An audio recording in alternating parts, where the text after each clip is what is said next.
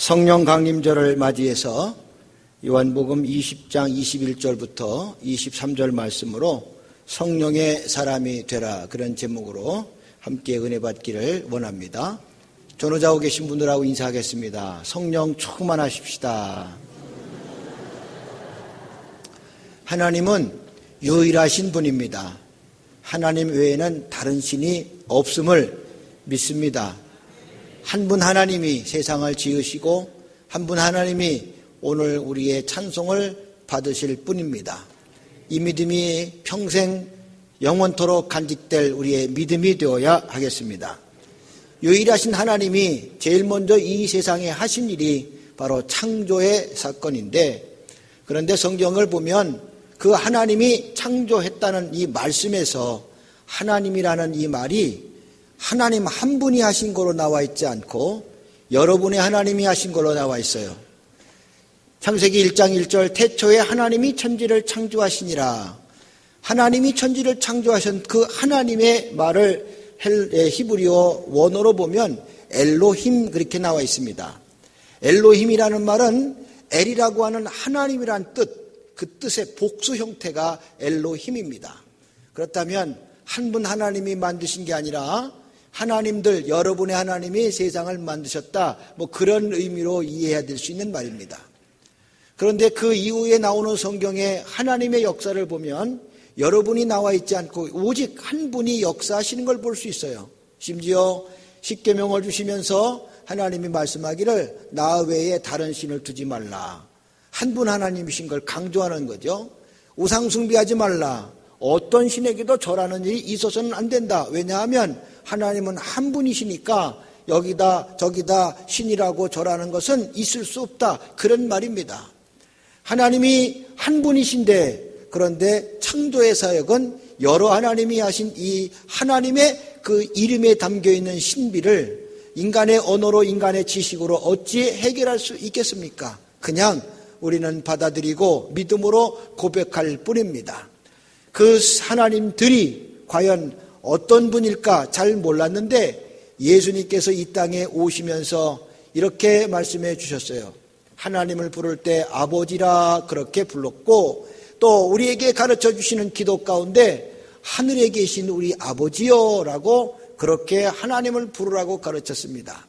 그러니까 하늘에 아버지가 계시다는 말씀을 가르치셨습니다. 그리고 동시에 이 땅에 구주로 오신 예수 그리스도가 나는 하나님의 아들이다 라고 하시면서 독생자 유일하신 하나님의 아들됨을 말씀해 주셨습니다.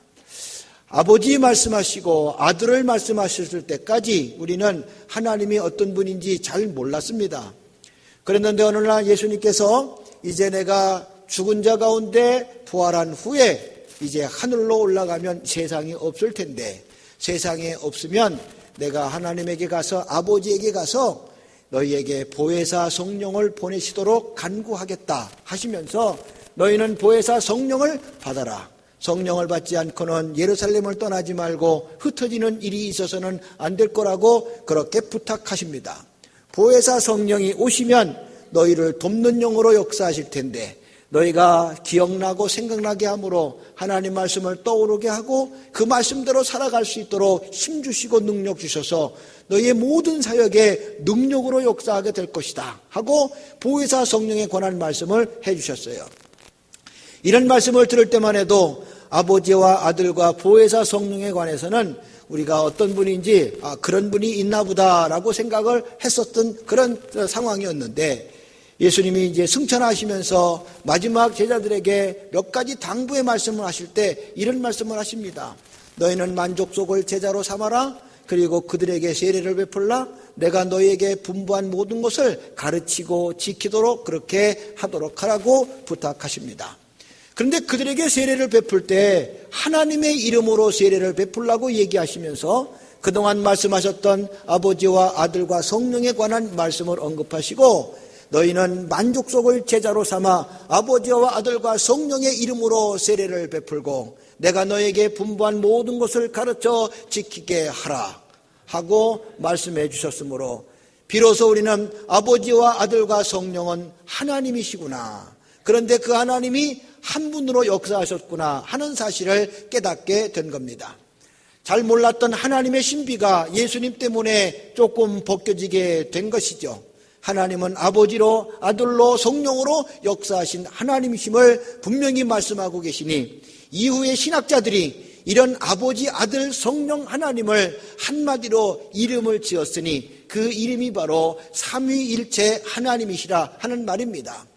자리는 세 자리이지만 역사는 한 분이 하셨으므로 그래서 삼위일체입니다. 비로소 창세기 엘로힘의 의미를 정확하게 깨닫게 된 것이죠. 여러분의 삼위에 계신 하나님이 한 분으로 이렇게 세상을 지으시고 그들의 역할과 사명에 따라서 오늘 인생들에게 나타나시고 활동하셨음을 보여주는 말씀이 되신 겁니다. 그러므로 오늘 우리가 삼위일체 하나님, 아버지 하나님, 아들 하나님, 성령 하나님을 믿는 것이 우리 신앙의 바른 태도임을 깨닫고 성부, 성자, 성령 삼위일체 하나님을 바로 믿어 고백함으로 바른 신앙의 성도가 되기를 주님의 이름으로 간절히 축원합니다. 이단들은 성부 하나님을 믿습니다. 그런데 성자 예수님을 믿지 않습니다. 그리고 그 자리에 이단의 교주가 자리에 앉아서 자기가 하나님 노릇하고 있는 사실을 보면서 성부, 성자, 성령 삼위일체 하나님을 바르게 고백하는 게 바른 신앙이며 오늘 저와 여러분의 영원한 믿음의 고백이 되어야 될 줄로 믿습니다. 이 믿음 가지고 승리하시기를 주님의 이름으로 간절히 축원합니다. 할렐루야. 이렇게 성부, 성자, 성령 삼위일체 하나님은 각각의 시대마다 일하신 사건들이 성경에 나옵니다.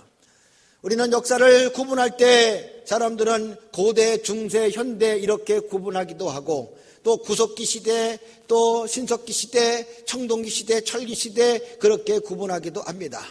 그런데 성경을 중심으로 역사를 구분해 볼 수도 있다는 것을 깨달았고 여기에서 우리는 큰 교훈을 받게 됩니다.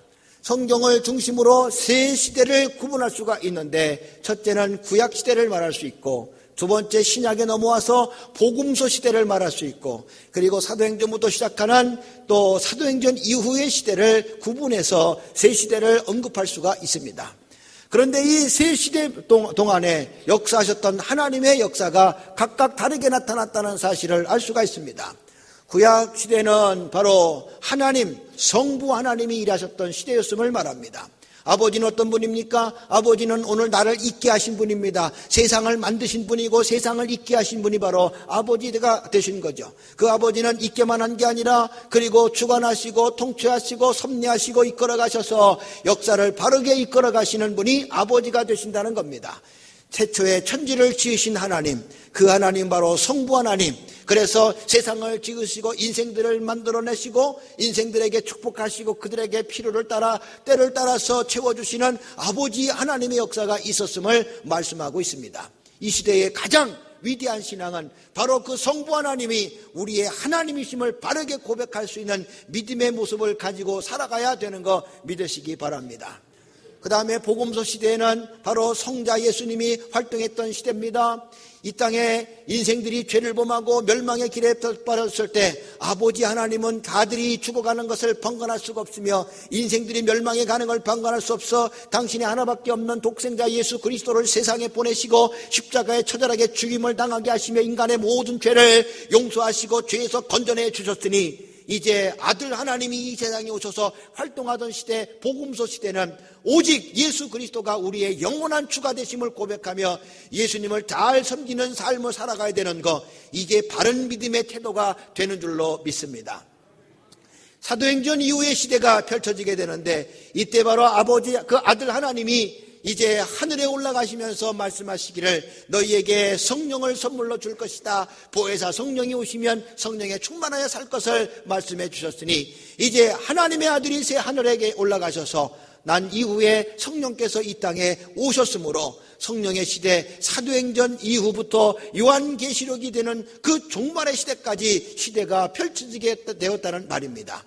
이제 그 이유는 성령 하나님이 하나님으로 역사하시는 시간이 된다는 것을 깨닫고 성도의 삶의 바른 믿음의 모습을 간직해야 되는 것입니다.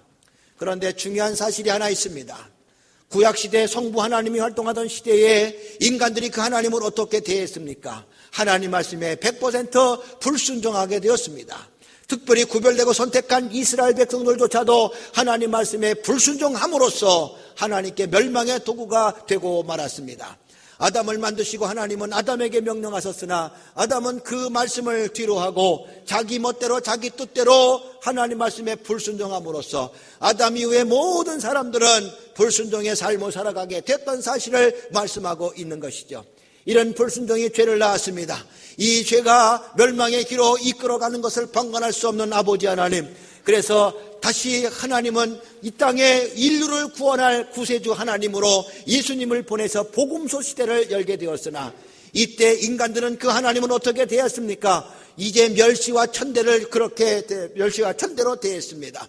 그리고 모욕을 했습니다. 욕을 했습니다. 침을 뱉었습니다. 두들겨 팼습니다. 이것도 부족해서 십자가에 못 박혀 죽였습니다. 그 아들 하나님이 이 세상에 오실 때 인간들은 먹고 살 방이 많이 있었으나 그분 태어날 자리가 없어서 마구간에 태어나게 하시는 푸대접부터 시작하여 예수님은 평생 이 땅에 사시면서 하나님 앞 사람들에게 하나님 대접 못 받고 이렇게 멸시와 천대를 당하며 결국 죽음의 길을 걸어갔으니 인간들이 하나님을 제대로 섬기지 못한 이 처절한 죄악이 얼마나 컸는지를 알 수가 있는 것입니다. 그러나 그 아들이 이 땅에서 하늘에 올라가신 후에 보내신 성령의 시대는 다릅니다. 성령의 시대만큼은 이렇게 하나님에게 불순종하고 모욕하며 하나님을 잡아 죽였던 이 불순종의 죄, 이 불경스러운 죄악이 다시 반복된다면 이제 인간은 다시 구원받을 길 없으며 영원한 생명을 누릴 길이 없었으니 하나님의 아들이 이런 사실을 잘 알아서 오늘 우리에게 이런 교훈의 말씀을 주십니다. 마태복음 12장 31절, 그러므로 내가 너희에게 이르노니 사람에 대한 모든 죄와 모든 그런 모독은 사하심을 얻되 성령을 모독하고 하는 것은 사하심을 얻지 못하게 된다. 예수님께서 분명 말씀하십니다. 사람에게 잘못한 것은 사하심을 받는다. 사람에게 죄를 범한 건 용서가 있으나 그러나 성령을 모독하는 것은 사하심을 받지 못하니 오고 오는 시대에 영원한 멸망밖에 없다는 사실을 분명히 말씀하고 계십니다. 아버지 하나님께 불순종해도 사하심을 받았으며 하늘 아버지 아들의 하나님도 모욕하고 멸시하고 천대하고 그를 잡아 죽였어도 사하심을 받았으나 이제 이후에 다시 오실 영원한 우리의 성령 하나님을 내가 모독하고 잘못한다면 이제는 곧 멸망이고 사하심이 없는 영원한 죽음밖에는 기다릴 게 없음을 말씀했으니 오늘 이 말씀은 무슨 뜻입니까?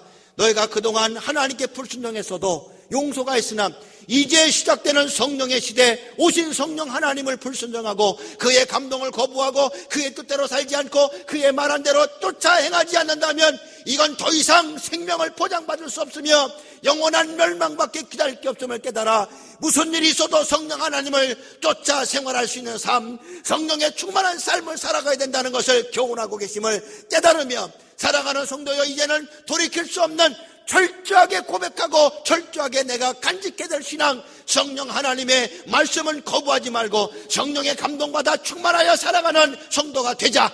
이런 믿음을 가지고 성령 시대에 새로운 역사, 생명의 축복, 구원의 역사가 성도들 가운데 충만하시기를 주님의 이름으로 간절히 축원합니다. 할렐루야. 성령 하나님의 시대, 성령의 시대를 살아가는 저와 여러분, 사도행전 이후에 요한계시록 종말이 오는 그 순간까지 성령 하나님이 오늘도 믿음의 사람들 심령 속에 역사하셔서 저들과 함께 동행하시기를 원하시니 그 하나님을 거부하지 말고 그가 오시도록 마음의 문을 활짝 열고 오늘도 내 안에 오셔서 나를 주관하시고 나를 장악하시고 나를 점령하시고 나를 통제하시고 내 가는 모든 길을 이끌어 가심으로 이 험악한 세상, 죽음으로 치닫는 이 세상에서 생명을 누리며 살아갈 수 있는 성령의 사람이 되게 하소서. 이런 믿음으로 살아가는 우리 가톨교회 모든 성도가 되기를 주님의 이름으로 간절히 축원합니다. 할렐루야. 이게 성령 시대를 살아가는 성령의 사람의 삶인 것입니다. 오늘 성령 강림절은 바로 그런 의미에서 우리에게 너무나 귀하고 복된 절기가 아닐 수 없으니 사랑하는 가톨교회 모든 성도들이여 성령 충만하시기를 예수 이름으로 간절히 축원합니다. 전호자고 계신 분하고 인사하십시다. 성령에 충만하십시다. 그렇다면 성령 시대를 살아가는 저들이 어떻게 살아야 될까? 성령의 사람은 과연 어떤 모습을 가지고 살아야 될까? 오늘 우리에게 중요한 질문입니다. 이 질문에 정확한 답을 얻고 성령시대에 실패하지 말고 성령과 더불어 나를 도우시려고 내 곁에 오시고 내 심령에 와 계신 그 도움의 영으로 오신 성령과 함께 우리 모든 성도의 삶에 성공적 삶을 이루시기를 주님의 이름으로 간절히 축원합니다. 성령시대 사람은 어떻게 살아야 될까? 먼저 성령 이전 시대 사람들의 삶을 먼저 교훈을 받아야 하겠습니다. 성령 이전의 시대는 어떤 시대일까? 태초부터 청지가 만들어진 시대부터 성령이 오시기 전 예수님 시대까지가 바로 성령 이전의 시대라고 말할 수 있습니다. 성령 이전의 시대 사람들은 어떻게 살았습니까? 하나님께서 인간을 만드실 적에 흙으로 몸을 빚으시고 그 코에 생기를 불어넣으셨더니 그가 생명이 되었다고 말씀했습니다. 몸을 흙으로 만드셨고 그 코에 생기를 불어넣었으니 그 생기가 바로 성령의 바람, 하나님의 생기, 하나님의 숨소리, 하나님의 호흡, 하나님의 생명의 바람이 인간 몸 안에 들어오게 됨으로써 인간은 비로소 온전한 인간의 모습으로 생각도 하고 거동도 하고 움직이기도 하고 이렇게 저렇게 활동하는 오늘 내 모습을 이루게 되었다는 말씀입니다. 그러므로 태초에 하나님이 사람을 만드실 때는 몸으로만 만든 게 흙으로만 만든 게 아니라 몸뚱이만 있게 한 것이 아니라 그 안에 하나님의 생기를 불어넣었으므로 온전한 인간이 되었다는 사실을 분명히 말씀하신 것은 인간은 이제 하나님의 호흡으로 산다, 하나님과 호흡하며 산다, 하나님의 영으로 가득하여 살아갈 수가 있다, 하나님의 영으로 충만해야 살 수가 있다, 이런 분명한 교훈을 창조 섭리 가운데 담아놓으시고 오늘 저와 여러분에게 하나님의 성령으로 충만한 것을 말씀하고 계심을 믿으시기 바랍니다. 그러나 이런 인간이 하나님과 더불어 살아가야 될 이 인간이 어찌 살았습니까? 마귀의 유혹을 받았습니다. 먹지 말아야 될 선악을 알게 하는 나무의 열매를 따먹게 되었습니다. 불순종의 길을 걸어갔습니다. 왜냐하면 이거 먹으면 하나님 된다고 하는 마귀의 유혹에 넘어가 하나님 되고 싶어서 지가 하나님이 되려고 하나님 말씀에 불순종의 길을 걸어가게 되었다는 말입니다. 먹고 싶은 생각, 먹고서는 안 되는 생각, 이 두 생각의 충돌이 인간 안에 이루어지게 된 것입니다. 먹으면 안 된다는 생각, 이것이 바로 하나님의 생각. 먹고 싶은 생각, 이것이 바로 인간의 생각.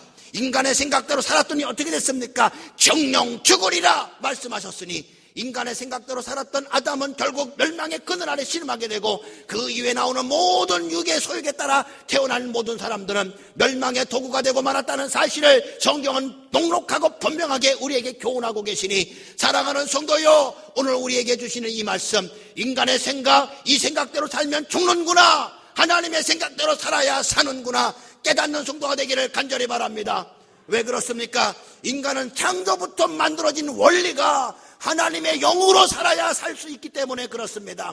하나님 말씀에 순종하며 살 수 있어야 그게 바로 온전한 생명을 보존받을 수 있다는 것이 창조의 섭리 담겨진 하나님의 신비라 말씀입니다. 이렇게 신비롭게 만들어진 인간이 하나님 말씀 부정하고 불순종하며 하나님과 호흡을 중단시켰다면 멸망으로 살 수밖에 없다는 사실은 지극히 당연한 겁니다. 그러므로 하나님의 생각과 인간의 생각의 충돌, 이 생각의 충돌은 항상 오늘도 내 안에서 이루어지고 있습니다. 이 충돌이 있을 때마다 항상 육신의 생각, 사람의 생각이 꺾어지고 하나님의 생각이 살아있을 때 내 영혼이 보존받고 생명의 축복을 누리게 된다는 거 믿으시기 바라며, 오늘도 육신의 생각, 내 생각이 불뚝불뚝 올라올 때마다 하나님의 생각으로 꺾을 수 있는 승리자가 되기를 주님의 이름으로 간절히 축원합니다. 할렐루야. 사도 바울은 이렇게 사람의 생각으로 치달아 제 마음대로 하나님 말씀에 불순종하며 하나님 되겠다고 하나님께 불순종의 죄를 범했던 이 못된 사람의 생각을 육신의 생각이라고 규정을 하고, 육신의 생각은 사망이요 영의 생각은 생명과 평안이니라 우리에게 말씀하시며, 영의 생각에 붙들려라, 육신의 생각을 떨쳐내라. 육신의 생각은 육신의 행동을 만들어내며 육신의 행동은 음행하고 우상숭배하고 음란하고 거짓말하고 사기치고 술수하고 모욕하고 비난하고 욕하고 하는 이 모든 것이 다 육신의 행동들인데, 육신의 행동은 바로 육신의 생각에서부터 비롯됐으니 육신의 생각은 결국 우리를 멸망으로 사망으로 이끌어가는 것이니 이 육신의 생각부터 다 잡아내서 영의 생각에 붙들려 오늘도 내 안에서 사랑과 신학과 화평과 평화와 그리고 절대 온유, 충성, 이런 양선, 아름다운 성령의 열매로 충만한 성도가 될 것을 말씀하고 계시니, 사랑하는 우리 가톨교회 모든 성도들이여,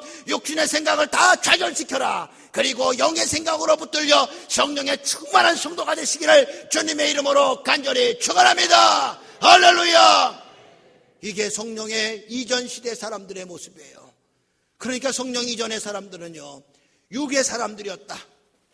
제 생각이 제일이고 제 생각을 하나님의 생각처럼 생각하는, 그렇게 살았던 육의 사람들, 이렇게 산 사람들에게 다가온 것은 영원한 멸망밖에 없었다는 얘기입니다. 하나님은 그러나 이 육신은 하나님과 원수가 됨에도 불구하고 원수를 사랑하라고 하신 하나님의 말씀, 하나님의 사랑에 담겨있는 큰 사랑을 이루시기 위해서 원수 같은 인간, 육신의 생각으로 빠져서 원수가 된 인간을 구원하시기 위해서 하나밖에 없는 독생자 예수 그리스도를 이 땅에 보내주셨으니, 예수님은 우리의 영원한 구주가 됨을 믿습니다. 이 믿음이 평생 영원토록 간직할 성도의 신앙이 되기를 주님의 이름으로 간절히 축원합니다. 그래서 하나님의 아들이 이 땅에 오셔서 우리에게 구원의 역사를 펼쳐주시고 십자가에서 구원의 완성을 다 이루셨으므로 다 이루었다고 선언하셨으니, 오늘날 예수를 믿는 사람은 누구든지 구원을 받으리라. 예수 그리스도 이름을 부르는 사람은 누구든지 구원을 받으리라. 예수님이 십자가에서 이루신 구원의 완성이 바로 나의 것이 될 수 있도록 믿음의 사람이 되기를 주님의 이름으로 간절히 축원합니다.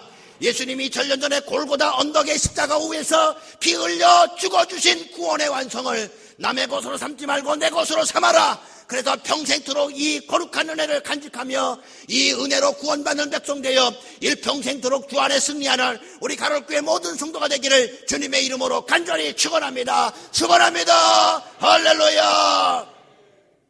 이런 주님이 이 땅의 구원의 완성을 이루시고 모든 사역을 마무리하신 뒤 하늘에 올라가셨습니다. 이제 약속하신 성령이 이 땅에 임하게 되었으니 이제 성령 이후의 삶이 시작이 되었던 겁니다. 그렇다면 성령 이후의 삶은 어떤 삶일까? 성령 이전의 사람의 삶은 육신의 생각, 육의 사람으로 살았다면 성령 이후의 삶은 영의 사람, 영적인 삶을 살아야 된다는 사실을 분명히 교훈하고 계시니, 사랑하는 성도여, 영적 가치가 육신의 가치보다 더 소중하게 느껴지는 영의 사람, 성령의 사람 되기를 주의 이름으로 간절히 축원합니다. 그렇다면 성령의 사람은 어찌 살아가야 되는 것이 성령의 사람일까? 성경의 곳곳에 보면 성령의 사람이 살아가는 모습에 대해서 자세하게 언급됐지만, 오늘 본문의 말씀을 중심으로 예수님이 주시는 교훈 속에서 두 가지만 살펴보며 은혜 받고자 합니다. 성령 이전의 시대에 성령이 오시기 전에 성령 충만한 사람은 아무도 없었습니다. 그러나 성령이 오시기 이전에도 성령에 충만했던 분이 한 분 계셔요. 그분이 바로 우리 주 예수 그리스도이십니다. 예수님은 성령으로 잉태되셨습니다. 여자의 태 안에서 성령으로 10달 동안 잘 성장하고 자라났습니다. 성령으로 순산했습니다. 성령으로 어린 시절을 보냈습니다. 성령으로 성장했습니다. 그리고 공생애를 시작하실 때, 그는 세례를 받을 때 성령이 비둘기처럼 내려오셔서 성령이 예수님 위에 머물러 계셨습니다. 예수님은 모든 사역을 하실 때마다 성령으로 하신 줄로 믿습니다. 귀신을 쫓아낼 때도 성령으로, 병자를 고칠 때도 성령으로, 무리를 거실 때도 성령으로, 기적을 행할 때도 성령으로, 이적을 보일 때도 성령으로, 표적을 나타낼 때도 성령으로, 주님이 행하신 모든 것은 다 사람의 힘, 육신의 힘으로 한 것이 아니라 성령이 주신 힘으로 한 줄로 믿습니다. 그러므로 성령이 오시기 전이지만 예수님 안에는 성령으로 사는 사람이 어떤 사람인지를 우리에게 알려주는 그 삶의 교훈이 담겨 있으니, 오늘 예수님의 삶을 통해서 성령의 시대를 살아가는 저와 여러분의 삶의 교훈을 받아 성령의 사람으로 온전한 생명을 누리며 영원한 축복을 누리며 살아가는 우리 가톨교회와 한국교회 모든 성도가 되기를 주님의 이름으로 간절히 축원합니다. 할렐루야. 그렇다면 예수님은 성령이 오시기 이전에 성령에 충만하셨는데 어떻게 사셨을까? 첫째로, 성령의 사람은 따라합시다. 말씀의 사람입니다. 예수님은 말씀의 사람이셨습니다. 말씀의 사람이란 하나님의 말씀으로 사는 거다 하는 것을 누구보다도 더 느끼는 사람이 말씀의 사람입니다. 사람들이 흔히 그런 얘기하지, 먹어야 살지 먹어야 삽니다. 그 먹어야 산다는 이 먹을 것은 철저하게 육신의 양식을 말하는 거죠. 그러나 성령의 사람은 하나님 말씀을 먹어야 사는 거다. 이게 느껴지고 확신을 갖고 체험하며 살아가는 사람을 뜻합니다.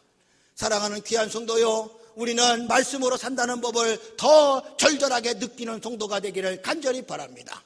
그런데 말씀을 듣지 않아도 사는데 지장이 없다고 느끼는 사람, 아직도 말씀을 한 번도 안 듣고 말씀을 들어보지도 않고 말씀을 또 쳐다보지도 않고 말씀과 무관하게 일주일 내내, 한 달 내내, 1년 내내 살아도 아무런 불편함이 없고 내 안에 아무런 거북함이 없다면 여러분은 절대 성령의 사람, 영의 사람 아니요, 아직도 육신에 썩어지고 더러운 육신의 소욕에 붙들어 살아가는 지극히 육적인 사람이라 말입니다. 그런데 말씀의 사람, 성령의 사람은 하나님 말씀이 그리워집니다. 하나님 말씀이 듣고 싶습니다. 육신이 배가 고프면 먹을 것이 생각나듯이 내 영혼이 배가 고프기 시작하여서 오늘도 내 영혼에 양식되는 그 말씀이 자꾸 그리워지고 말씀이 듣고 싶어지고 말씀이 사모가 되고 말씀에 대해서 너무너무 간절해지기 시작한단 말입니다. 이게 바로 말씀의 사람이요, 성령의 사람이에요. 여러분, 배고프면 주는 대로 밥 먹잖아요. 배고프면 반찬이 왜 이 모양이냐 저 모양이냐, 왜 풀밖에 없느냐, 너의 살은 어디 갔느냐 해가면서 따지지 않잖아요. 배고프면 주는 대로 먹어요. 배고프면 뭐든지 맛있어요. 이런 육신의 허기짐을 느끼는 사람, 육의 사람은요, 육의 양식의 소중함을 알고 이것 때문에 그렇게 애쓰고 수고한단 말입니다. 그러면 성령의 사람은 어떤 사람이냐? 하나님 말씀이 그렇게 사모가 돼서 말씀에 대해서 무엇을 전하시든지 하나님 말씀은 아멘하며 달콤하게 받아들이는 거예요. 말씀이 어떻다 저떻다 이렇다 그렇다 요렇다 자꾸 따지는 사람은요, 아직도 육의 소욕에 붙들려 살아가는 육의 사람입니다.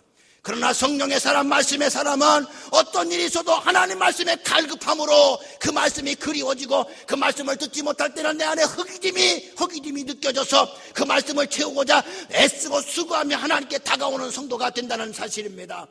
사랑하는 우리 가톨교회 성도들이여, 지금 내 신앙을 돌아보시오. 내가 정말 성령의 사람답게 말씀을 그리워하고 사모하는 사람이냐, 아니면 일주일 내내 말씀 없이도 살아도 아무런 불편도 없어 아무런 거리낌도 없고 아무런 어려움도 없이 사는 사람이냐. 나 스스로를 돌아보면서 아직도 내가 하나님 말씀이 그렇다 그러면 나는 아직도 육의 사람입니다.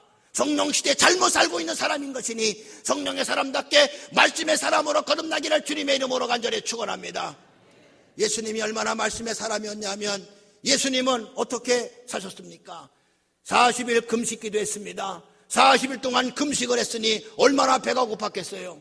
40일 금식하신 후에 줄이신지라. 예수님은 40일을 금식한 다음에 배고픔을 느끼기 시작했다는 말입니다.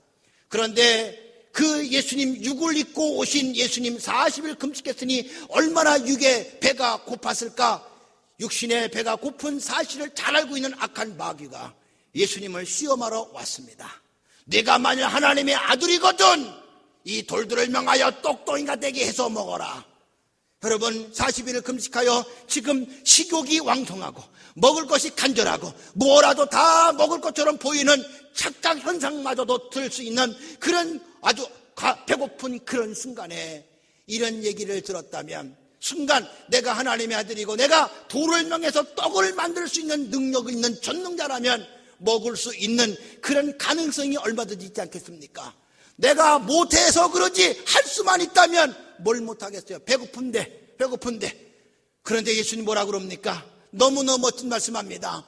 사람은 떡으로만 사는 것이 아니요 하나님의 입에서 나오는 모든 말씀으로 사느니라. 너무너무 멋있는 말이요. 먹을 것 때문에 굶주려서 마귀가 말하는 대로 순종하고 마귀가 시키는 대로 따라하는, 먹을 것 때문에 고개 숙이고 먹을 것 때문에 치사하게 살아가고 먹을 것 때문에 신앙을 부인하고 먹을 것 때문에 하나님 말씀을 거부하고 먹을 것 때문에 집에 태우자고 마귀가 좋아하고 원하는 대로 살아가는 이 육의 사람이 아니라 영의 사람은 하나님 말씀이 너무너무 소중한 것임을 알기에 육신을 배는 고플지라도 하나님 말씀이 아니라면 아닌 줄 알고 사람은 떡으로 사는 게 아니다, 하나님 말씀으로 사는 거다, 이걸 단호하게 말씀해 주셨으니 성령의 사람이 어떤 사람입니까? 말씀으로 사는 걸 아는 사람이 성령의 사람이요. 배가 고플 때도 불구하고 하나님 말씀의 가치 소중함을 알고 이 말씀으로 사는 것을 알고 말씀으로 살아야 된다는 걸 고백하는 사람이 성령의 사람인 줄로 믿습니다. 우리 귀하고 복된 성도요, 오늘 시대는 성령의 시대입니다. 성령이 일하시는 시대입니다. 성령님이 운행하시는 시대입니다. 성령은 말씀으로 역사하시는 그런 하나님이신 줄로 믿습니다. 그래서 성령이 오신 순서를 봐도요, 말씀이 육신이 돼서 우리 가운데 거하셨을 때 은혜와 진리, 성령으로 일하시는 은혜와 진리가 충만했다 했습니다. 그러니까 말씀이 임하시고 성령이 오시는 거예요. 성령은요, 돕는 영으로 오시기 때문에 절대로 혼자 주관하지 않아요. 성령은 철저하게 말씀에 입각하여 운행하시고 활동하시는 영이 성령이십니다. 그러니 이것이 성령의 역사냐 아니냐를 판단하려면 말씀의 기초가 됐느냐 아니냐를 보시면 합니다. 말씀에 기초하지 않는 영적인 사건이 있다면 이건 다 마귀 역사요. 말씀에 없는 역사가 지금 나타나고 있다면 이거 다 악한 마귀 역사요. 그러나 말씀에 근거한 성령, 영의 역사가 나타난다면 이건 성령께서 하시는 역사인 줄로 믿습니다. 이렇게 성령은 철저하게 말씀이 증거된 뒤에 그 말씀을 확인해주고 증명해주기 위해서 역사하시는 영이 성령이심을 믿으시기 바랍니다. 그러면 오늘도 예수의 이름의 권세를 쥐고 성령으로 의지하여 말씀을 선포할 때 하나님은 그 말씀을 확인해 주시고자 도우실 영을 보내주셔서 성령께서 그 말씀대로 되게 하시는 줄로 믿습니다. 병든 자에게 손을 얹은 적 나으리라. 병자를 위해 기도했습니다. 병자를 위해 기도했으면 낫습니다. 이 말씀이 선포됐더니 그 말씀이 증명되게 하시려고 성령께서 병을 고쳐주시고 귀신도 쫓아주시고 근심 걱정 우환질고도 사라지게 하시고 성령이 오늘도 우리가 예수의 이름으로 전한 모든 말씀을 증명하시기 위해서 오늘도 말씀 속에 역사하시는 영으로 나타나시는 줄로 믿습니다. 그러므로 말씀의 사람은 성령의 사람입니다. 말씀의 사람은 오늘도 성령으로 의지하여 전합니다. 그래서 성령은 그 말씀을 그대로 증거하고 확인시켜 줌으로써 하나님의 말씀은 진짜다, 하나님 말씀은 진실되다, 하나님 말씀은 한 점 거짓이 없다, 이걸 우리에게 알려주시고자 성령께서 말씀 속에 역사하시는 줄로 믿으시기 바라며, 그래서 사랑하는 성도여, 말씀의 사람이 되어야 성령의 사람이 되는 거 믿으시기 바랍니다. 얼마큼 말씀의 사람이 되어야 합니까?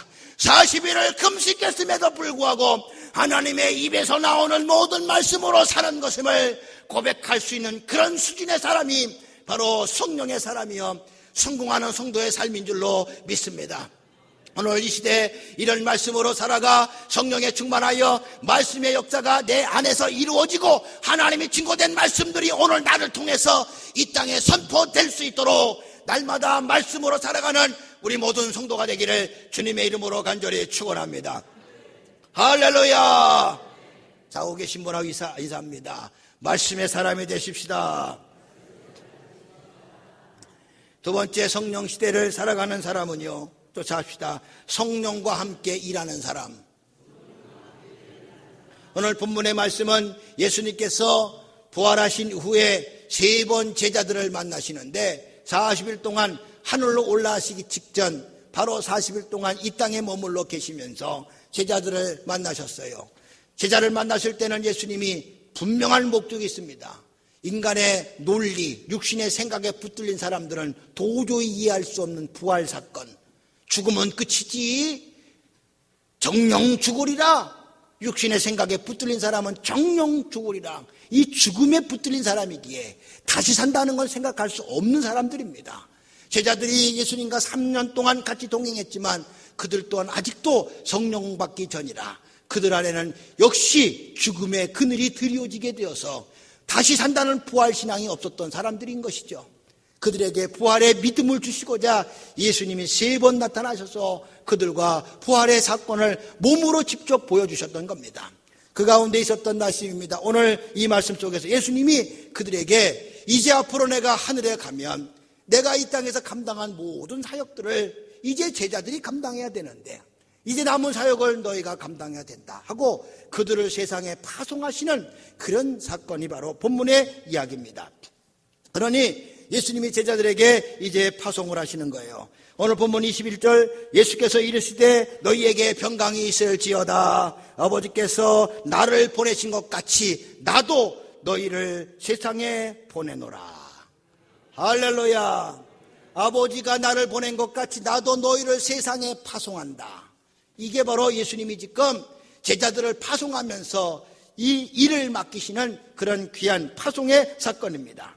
그런데 예수님께서 이 사역을 감당했던 모든 것을 제자들에게 맡기시면서 제자들에게 국한만 된 말씀이 아니라는 것을 아셔야 됩니다. 왜냐하면 주님 맡기신 사명은 베드로만 다릴 게 아니라 오늘 저와 여러분이 감당할 사명이기도 합니다.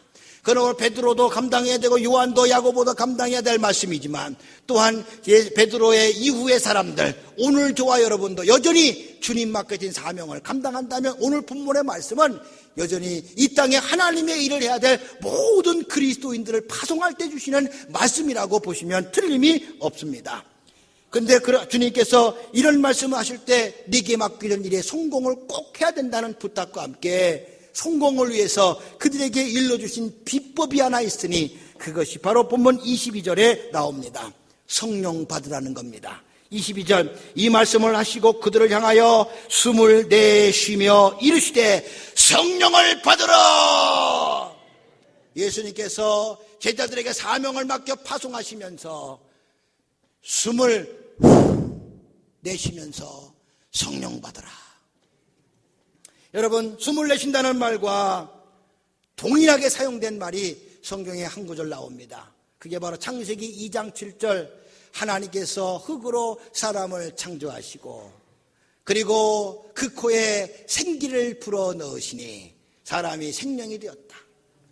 창세기 2장 7절 나오는 생기를 그 코에 불어넣으시니 이 말과 숨을 내쉬시니 이 말과 똑같이 사용되는 말이란 말이죠.